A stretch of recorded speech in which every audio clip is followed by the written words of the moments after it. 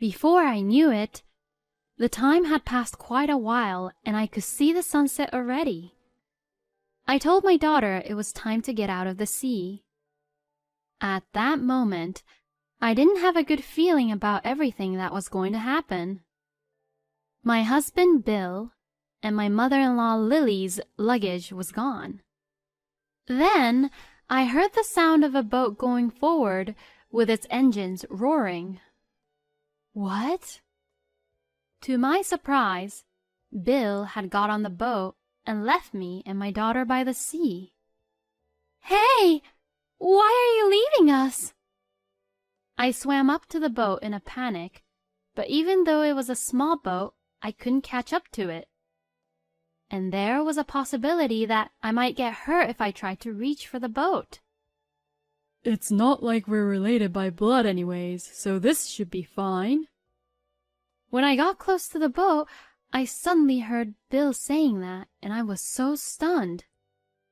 Then Lily looked out from the boat and said while laughing, "Ha! Look at that dumb face." Bill looks at me with disdain. And then the boat left me and my daughter behind. My name is Lauren, and I'm a 32-year-old housewife. I live with my husband, Bill, and our 7-year-old daughter, Jessica. Jessica is always working hard in her studies and sports, and she also practices hard every day for her piano lessons, which she has been learning since she was 5 years old. Jessica is really cute, and she is my treasure. My life with Jessica is full of happiness, but things were not going so well with Bill. Bill and I met about 10 years ago. I joined the company as a new employee, and Bill was 2 years my senior. We became close when my husband took on the role as my trainer for the OJT. I was attracted to him because he worked so hard and was carefully teaching me about my job, and we naturally got into a good relationship and began dating. After 2 years of dating each other, we got married. We had a great time as newlyweds. Bill took very good care of me, and I knew that he loved me dearly. When Jessica was born, he was saying, "She's like an angel," and loved her. Because Bill loved her a lot, I thought that if Jessica says that she will get married in the future, he was going to faint or something. However, when Jessica was about 2 years old, Bill's attitude suddenly changed. He became very cold toward me and stopped caring about our daughter. I couldn't understand why. He would not talk to me and would not hold or talk to Jessica anymore.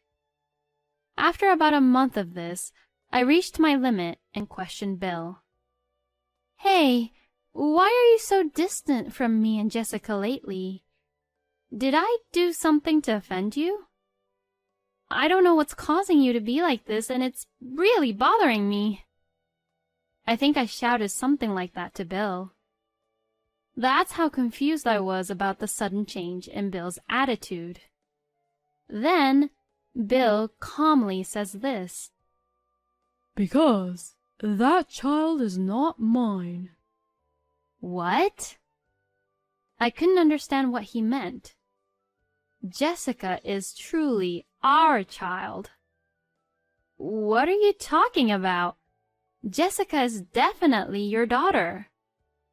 I told him that, but he wouldn't listen to me. "Because she doesn't look like me at all, you know." That's not true. She's only 2 years old now, so you can't really tell, but I'm sure that her resemblance to you will become more obvious in the future. "No, you're wrong.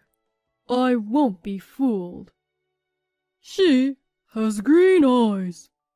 Plus, her eyes are pretty big." Huh? "I have blue eyes, so there's no way I could have a beautiful baby with green eyes like this." My husband's shallow reasoning left me in a state of shock. No, I mean, look at me. I have green eyes. So that means she has the eyes just like mine. When I said this, Bill looked a little convinced, but perhaps his pride wouldn't allow it. He didn't agree with me. You're probably trying to deceive me by saying that. That's not true. You really have to believe me.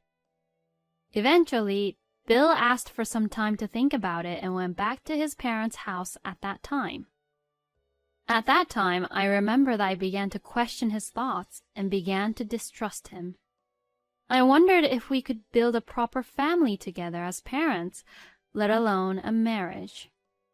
After returning back to his parents, it seemed like Bill had explained the situation only from his point of view, so Lily called me and cursed me, saying, "You slut!" After that, my in-laws and I had a discussion at their house, and we decided to do a DNA test to find out about it once and for all. Bill says, Even if we don't do that, it's obvious, and I know that she's not my child. but when I insisted on having the test done, he reluctantly agreed. After the test, it turned out that she was also Bill's child. My husband looked at me unconvinced, saying, You're kidding. but my father-in-law, Pete, said, "The results came out. Why don't you just admit it and apologize to Lauren?" And because Pete shouted at him, Bill finally came to his senses. Lauren, I'm sorry I doubted you.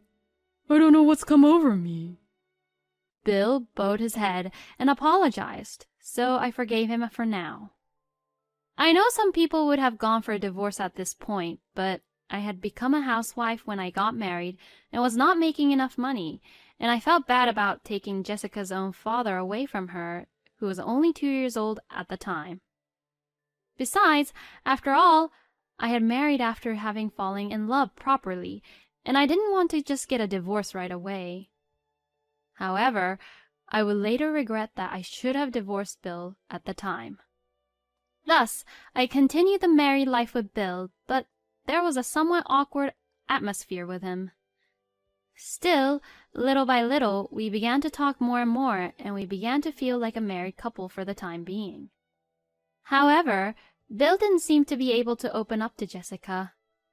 When I say, "Come on, Bill, play with her," he says, Oh yeah.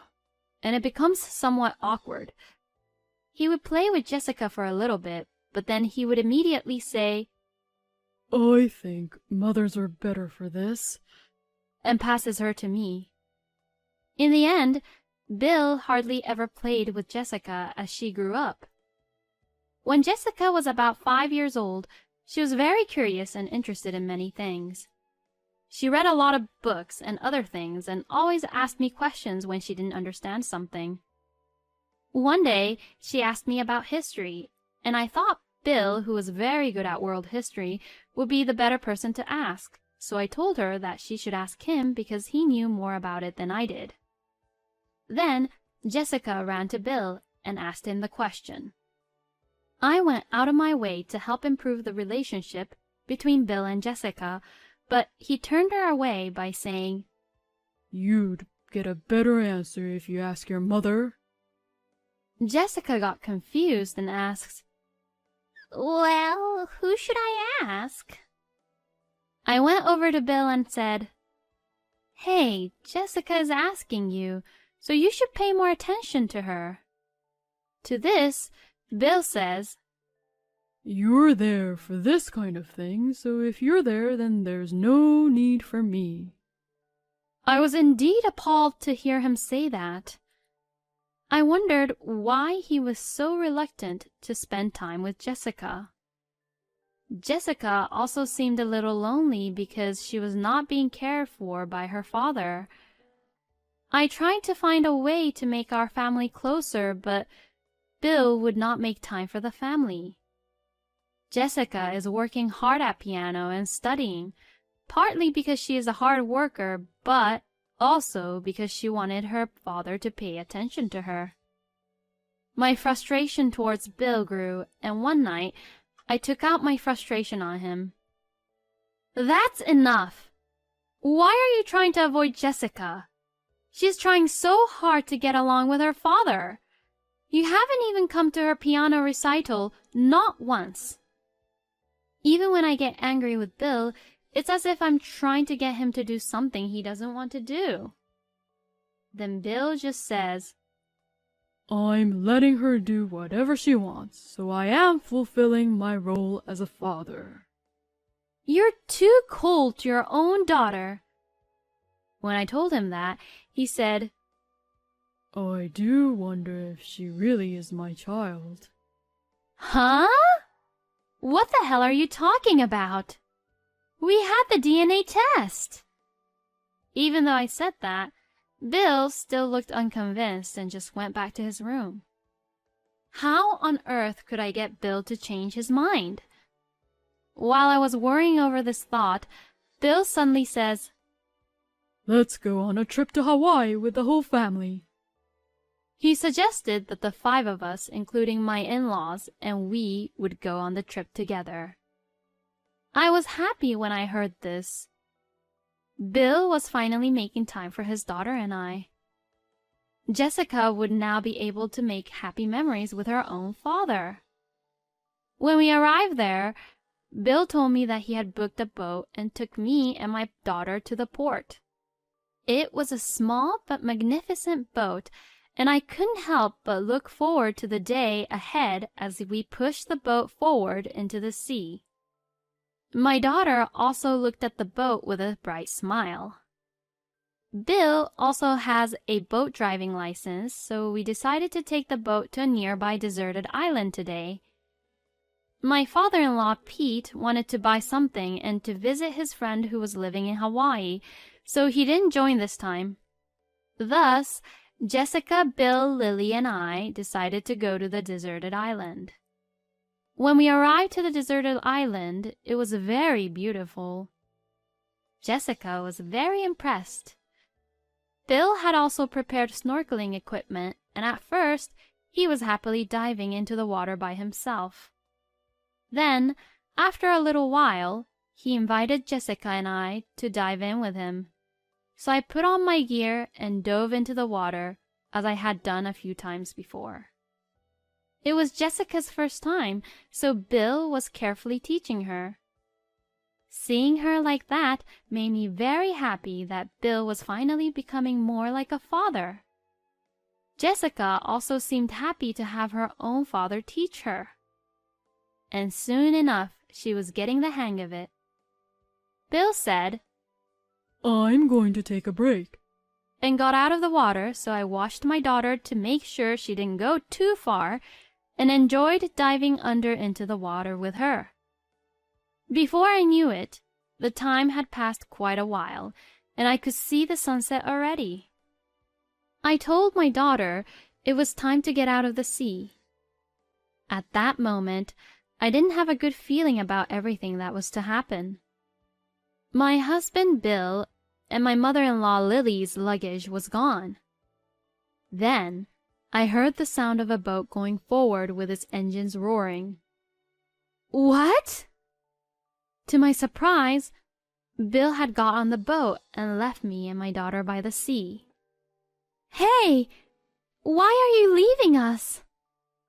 I swam up to the boat in a panic, but even though it was a small boat, I couldn't catch up to it. And there was a possibility that I might get hurt if I tried to reach for the boat. It's not like we're related by blood anyways, so this should be fine. When I got close to the boat, I suddenly heard Bill saying that, and I was so stunned. Then, Lily looked out from the boat and said while laughing, "Ha! Look at that dumb face." Bill looks at me with disdain. And then the boat left me and my daughter behind. I quickly returned to the island and ran over to Jessica. Jessica looked terrified. "Were we stranded here?"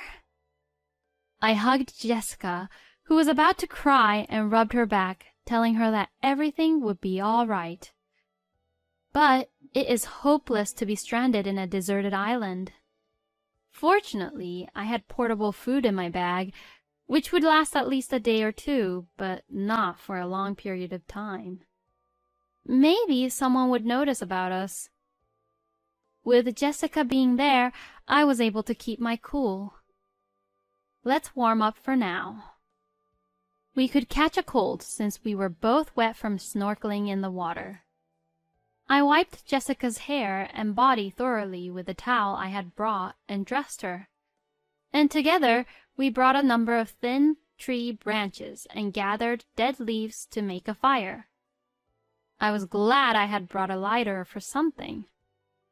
As I lit the fire with the lighter, it gradually spread to the dead leaves and tree branches.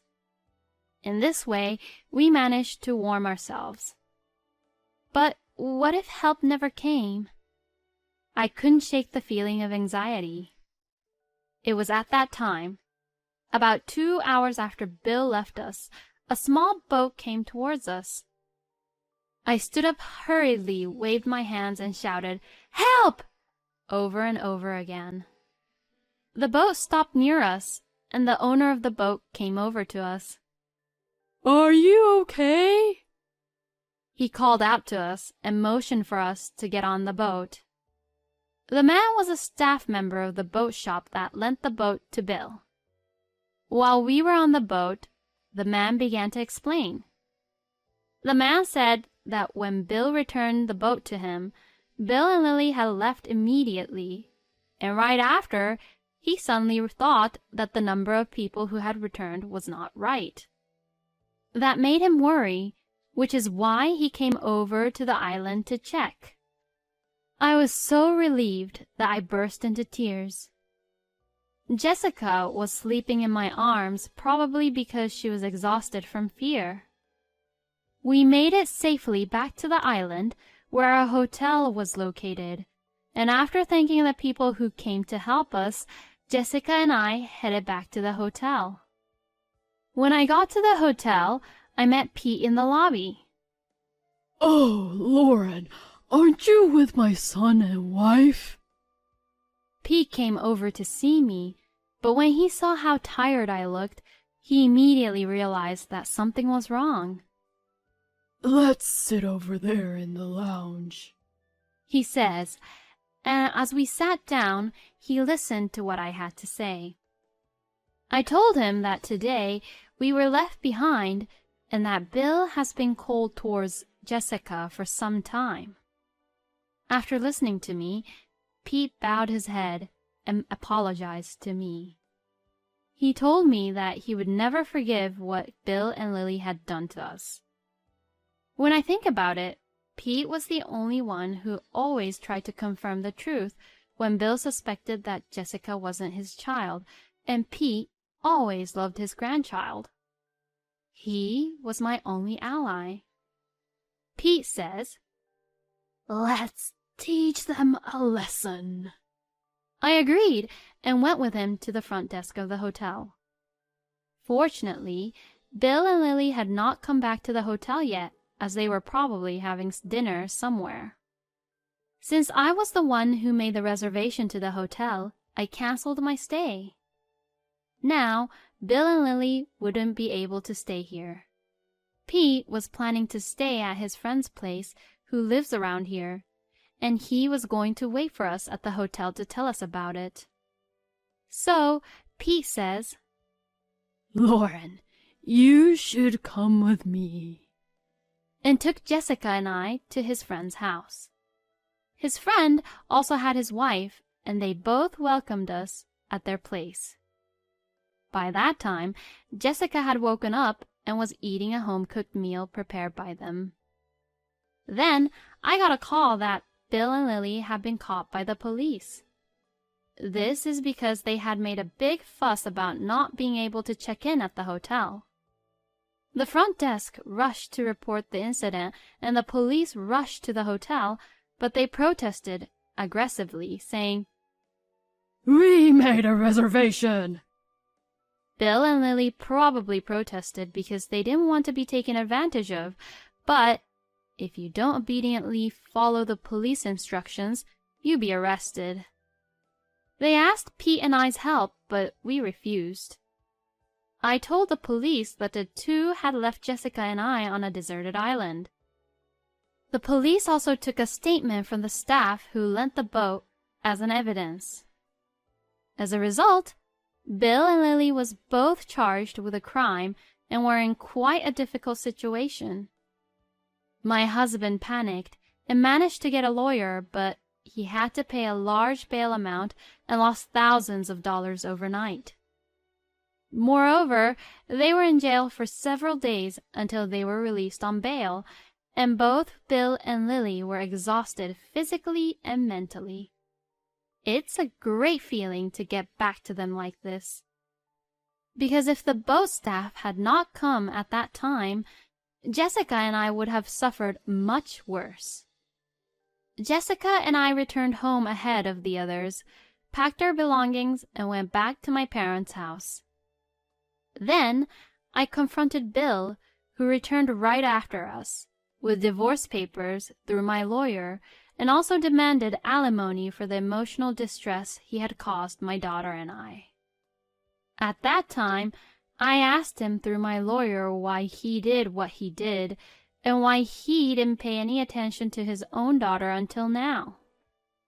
According to the lawyer, Bill told me that he has suddenly lost all love for our daughter once he suspected that she was not his child.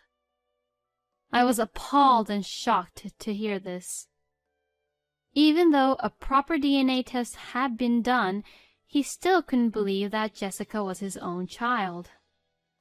I regretted a little that I should have separated Jessica from such a horrible father way earlier. Bill was left to pay alimony and child support to me after the divorce, which left him in debt. Furthermore, I reported this incident to my former boss, who still works for the same company, so Bill's disgusting behavior quickly spread throughout the company, and he was identified as the guy who tried to leave his wife and child to die, and now it seems like he is feeling very ashamed of himself. He's now in debt, so he can't really quit work, and the stress is getting to him. And Pete divorced Lily because of this incident. Lily, who had been living on Pete's salary, was thrown out of the house without a job, and she panicked and asked Bill for help, but he refused, saying that he could not afford it, so she is now living in a rundown apartment while working a part-time job. Meanwhile, I got a new job, rented an apartment just big enough for the two of us, and started living with Jessica.